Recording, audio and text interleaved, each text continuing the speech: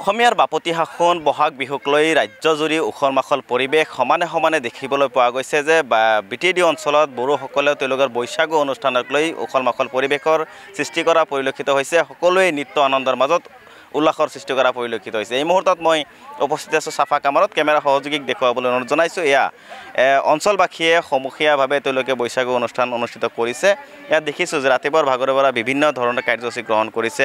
মহিলাসকলে বাগৰুম্বা নৃত্যৰ পৰা আৰম্ভ কৰি অন্যান্য নৃত্য ইয়াত তেওঁলোকে পৰিদৰ্শন কৰিছে।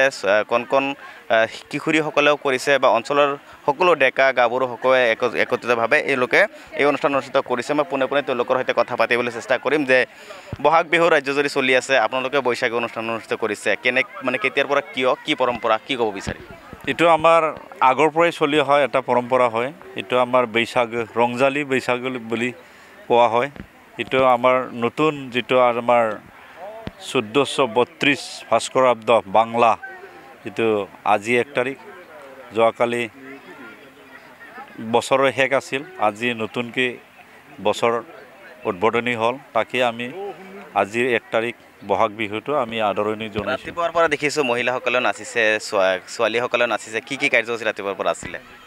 যোৱাকালিৰ পৰাই আমাৰ আছিল। যোৱাকালি আমাৰ খেল ধেমালি আছিল। আজি আমাৰ কবিতা আবৃত্তি, আকস্মিক বক্তা আৰু লগতে বিহু নৃত্য, বিহু সংগীত, এনেকুৱা বিহু বিভিন্ন ধৰণৰ ৰং বিৰঙৰ ৰঙালী বিহুৰ আজি প্ৰতিযোগিতা দিয়া হৈছে।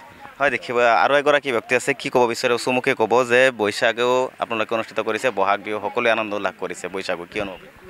আমি পৰম্পৰা হিচাপে আমি আগৰ পৰাই পালন কৰি আছোঁ। আমি এইবাৰ ফাৰ্ষ্ট টাইম আমি ষ্টেজত লৈ আহিছোঁ। আজি আমি সকলোৰে মৰম প্ৰীতি আদৰ কৰি আমি পালন কৰিছোঁ। ৰাতিপুৱাই আমাৰ যজ্ঞ হ'ল, তাৰপিছত দ্বিতীয় প্ৰগ্ৰামত আমাৰ পতাকা উত্তোলন কৰিছোঁ। তাৰপিছৰে পৰা আমি ইয়াতে ল'ৰা ছোৱালীবিলাক কণ ল'ৰা ছোৱালীবিলাকে যাতে অলপ শিকিবও পাৰে, আদৰ্শবিলাক কি আমি যাতে দেখাব পাৰোঁ, সেইটো বিষয়ে লৈ আলোচনা কৰি আমি কম্পিটিশ্যনত এটা হেৰি কৰিছোঁ। কোনোবাই বিহু নৃত্য কৰিছে, কোনোবাই কুইজ কৰিছে, কোনোবাই কবিতা আবৃত্তি কৰিছে, এনেকৈ আমি পালন কৰিছোঁ। হয়, নিশ্চিতভাৱে দেখিবলৈ পোৱা গৈছে। এই ধৰণেই অঞ্চলবাসীয়ে ওলাই আহিছে, সকলোৱে একেলগে তেওঁলোকে এই আনন্দ উল্লাস কৰিছে।